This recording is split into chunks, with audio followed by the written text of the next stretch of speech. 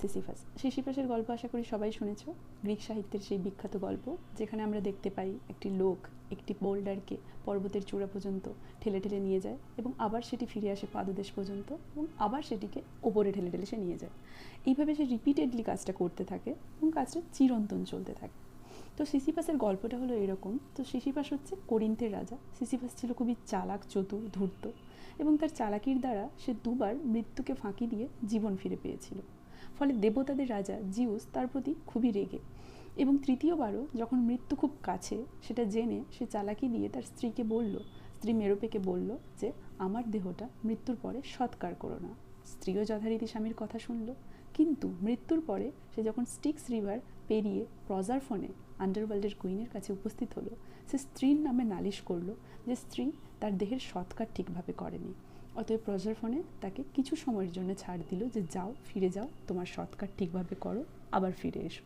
তো এইভাবে চালাকির দ্বারা সে তৃতীয়বারও মৃত্যুকে ফাঁকি দিয়ে জীবন ফিরে পেল এবং ফিরে এসে সে যথারীতি, সে তো ধূর্ত, এইটাই তো সে প্ল্যান করেছিল যে সে আর ফিরে যাবে না, তৃতীয়বারও ফিরে এসে সে যেতে নাকচ করলো। এখন জিউস তার উপর খুবই রেগে তাকে একটা শাস্তি দেওয়ার চিন্তা করলো যে এমন একটা শাস্তি দেব যাতে তার সারা জীবন মনে থাকে।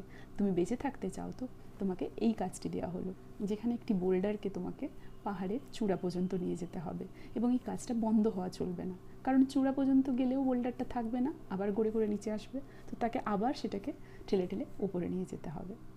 1942 সালে বিখ্যাত ফ্রেঞ্চ ফিলোসফার অ্যালবার্ট কামু লিখেছিলেন মিথ অফ সিসিফাস।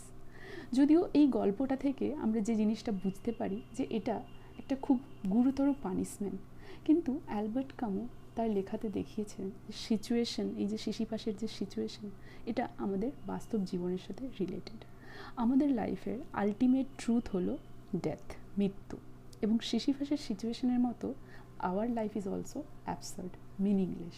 কিন্তু সিসিফাস যেমন তার ওই কাজটা ইটার্নাল জেনেও রিপিটেডলি কাজটা করার মাধ্যমেই হ্যাপিনেস খুঁজে বের করছে, আমাদের লাইফ যতই মিনিংলেস হোক, অ্যাবসার্ড হোক, আমাদের এই গতানুগতিক জীবনের এই গতানুগতিক কাজের মাধ্যমে আমাদেরকেও কিন্তু হ্যাপিনেস খুঁজে বের করতে হবে to reach the ultimate truth, death.